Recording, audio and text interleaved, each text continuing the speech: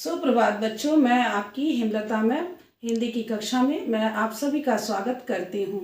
बच्चों, आज जो है दिनांक क्या है 10/1/2022 और आज ये जो कक्षा है वो हिंदी की कक्षा है और इस कक्षा में आप पाठ 15 पढ़ेंगे और पाठ 15 जो है वो है अब्राहम लिंकन।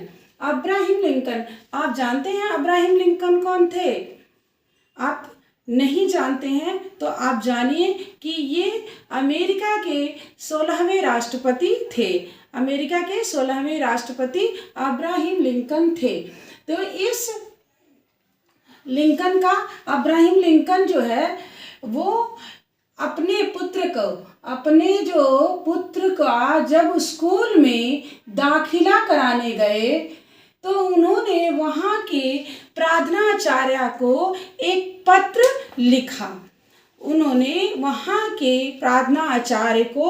पत्र लिखा। अब्राहम लिंकन जब अपने पुत्र को जब विद्यालय में दाखिला यानी एडमिशन कराने जब वो गए तो उन्होंने वहाँ के जो प्रार्थनाचार्य थे यानी जो प्रिंसिपल थे वहाँ के उनको एक पत्र लिखा।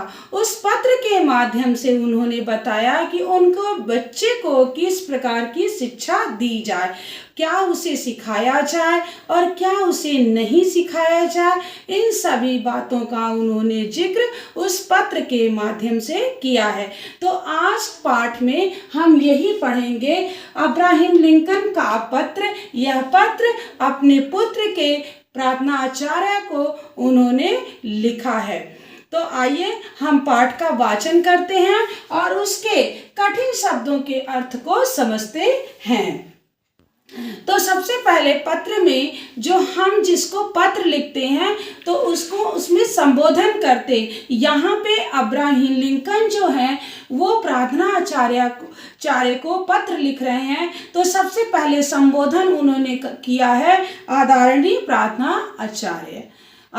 प्रार्थनाचार्य उन्होंने संबोधन किया है। जब भी आप भी अपने प्रिंसिपल को पत्र लिखते हैं छुट्टी के लिए या आपको कहीं जाना है उसके लिए, चाहे विद्यालय में खेल कूद प्रतियोगिता कराने के लिए, तो सबसे पहले आप स्कूल के प्रार्थनाचार्य को संबोधित करते हैं। किसे? आदरणीय प्रार्थनाचार्य महोदया। तो इसी तरह से उन्होंने जो पत्र लिखा उन्होंने भी इस पत्र में आदरणीय प्रार्थनाचार्य से संबोधित किया है। तो आइए पढ़ते हैं उस पत्र के।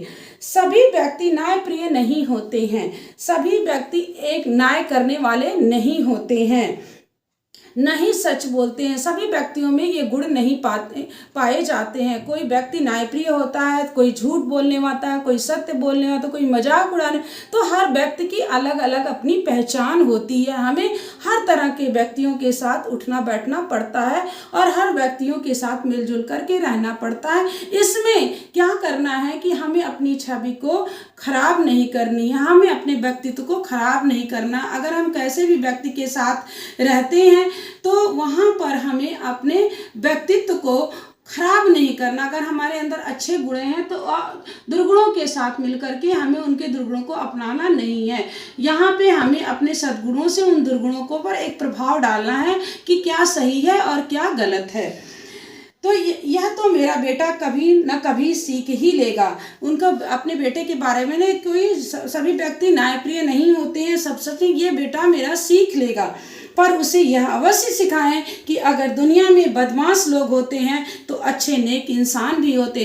अगर इस दुनिया में अगर बदमाश लोग भी हैं, जो खराब भी लोग हैं, तो अच्छे इंसान भी इस दुनिया में हैं। और स्वार्थी राजनीतिक के जो स्वार्थ है, जो स्वार्थी लोग हैं, जो अपने बारे में ही सोचते हैं, ऐसे लोग भी इस दुनिया में हैं। जनता के हित में काम करने वाले देश प्रेमी कम है। देश प्रेमी जो जनता के हित के लिए काम करते हैं, लोगों के लिए काम करते हैं, ऐसे लोग कम हैं। उसे यह भी सिखाएं कि अगर दुश्मन है तो दोस्त भी होते हैं। और उसको यह भी सिखाएं कि अगर हमारे दुश्मन है तो हमारे दोस्त भी हैं। मुझे पता है कि इसमें समय लगेगा, इन सब बातों को सिखाने में मुझे पता है कि आपको समय लगेगा, परंतु हो सके तो उसे यह जरूर सिखाएं कि मेहनत से कमाया एक पैसा भी बुरे कार्य से मिले पैसों से कहीं अधिक मूल्यवान होता है, कीमती होता है। अगर बुरे तरीके से हम पैसा कमाते हैं तो वो मेहनत किए हुए पैसे से अधिक मूल्यवान होता है। भले ही वो पैसे कम हो, लेकिन वो हमारे सही कामों का कीमत होती है, इसलिए वो हमारा मूल्यवान है। उसे हराना भी सिखाएं और जीत में खुश होना भी सिखाएं। आगे वो ये भी बता रहे हैं कि उसे हारना भी सिखाएं। हर बार जब हम कुछ खेलते हैं तो हर बार ऐसा नहीं होता कि हमें जीत होती है, हमें हारना भी पड़ता है, लेकिन उस हारने में हमें एक सीख लेनी चाहिए और फिर हमें जीत की ओर अग्रसर होना चाहिए। तो उसे राग देश से दूर रखें और उसे अपनी मुसीबतों का हंसकर सामना करने आए। जितने भी द्वेष हैं, घृणा है, उससे भी दूर रखें और उससे जो उसके ऊपर मुसीबत आ रही है उसमें वो परेशान ना हो, दुखी ना हो, बल्कि उसका हंसकर के सामना करे। वह जल्दी ही सबक सीख ले। ये सारी चीज़ें वो जल्दी ही सीखे कि बुराई को आसानी से काबू किया जाता है। यदि संभव हो तो उसे किताबों की मनमोहक दुनिया में अवश्य ले जाएं। और कहते हैं अगर संभव हो ये सब बातें पठन पाठन के साथ ये नैतिक गुणों का विकास, इसे हम सही शब्दों में अगर कहेंगे कि हमारे अंदर विद्यालय जो है नैतिक गुणों का भी विकास करता है। तो कहते हैं उसके किताबों की मनमोहक दुनिया जो है अवश्य ले जाएं। जो मन को मोहने वाली दुनिया है उसमें भी उसे साथ ही उसे प्रकृति की सुंदरता, जैसे नीले आसमान में उड़ते आजाद पंछी, सुनहरी धूप में गुनगुनाती मधुमक्खियां और पहाड़ों की ढलानों से खिलखिलाती जंगली फूलों की हंसी को निहारने दे। निहारना यानी देखने दे। कहते हैं प्रकृति से प्रेम भी उसको सिखाएं। एक सीख ये दें कि जो प्रकृति में जो चीजें हैं उनसे वो प्रेम करना सीखे। स्कूल में उसे सिखाएं कि नकल करके पास होने से अच्छा है फेल हो जाना बेहतर। अगर हम नकल करके पास होते हैं तो उससे अच्छा है कि हम फेल हो जाएं, ये सिखाएं। चाहे सभी लोग उसे गलत कहें, परंतु वह अपने विचारों से पक्का विश्वास रखे और उस पर अडिग रहे। कभी कभी बच्चों हमें होता है कि सब लोग हमारा मजाक उड़ाते हैं, उपहास उठाते हैं, लेकिन इसमें हमें परेशान नहीं होना चाहिए। अपने ऊपर विश्वास करते हुए उन चीज़ों का सामना करना चाहिए। ऐसा अब्राहम लिंकन पत्र के माध्यम से स्कूल के प्रार्थनाचार्य को बता रहे हैं कि उन्हें अपने बेटे को क्या क्या बताना है। वह भले ही लोगों के साथ नेक व्यवहार करे और बुरे लोगों को सबक सिखाए। भले ही नेक जो अच्छे लोग हैं उनके साथ अच्छा करे और बुरे लोगों को एक सीख सिखाए, क्या बुरा है और क्या गलत है। जब उसको ये पहचान हो जाएगी कि क्या अच्छा है क्या बुरा है तो वो लोगों को भी इस चीज़ को सिखाएगा। जब सब लोग भीड़ों जैसे एक रास्ते पे चल रहे हैं तो उसमें भीड़ से अलग अपना मार्ग प्रशस्त करने की हिम्मत हो। जब लोग क्या होते हैं भीड़ में चलते हैं, भीड़ों को भी हमने भीड़ में चलता है, लेकिन जो अपने लक्ष्य की प्राप्ति करता है वो क्या करता है हमेशा अलग चलता है। रविन्द्रनाथ टैगोर की एक कविता है, एकला चलो, बांग्ला भाषा में अकेले चलो। अकेले चलने पे हमें अपने लक्ष्य की प्राप्ति होती है। तो वहाँ पे एक नया मार्ग प्रशस्त करने की एक नया मार्ग उसे मिलेगा जब वो अकेला चलेगा। उसे सिखाएं कि हर एक बात को धैर्यपूर्वक सुने, फिर उसे सत्य की कसौटी पर कसे और केवल अच्छाई को ही ग्रहण।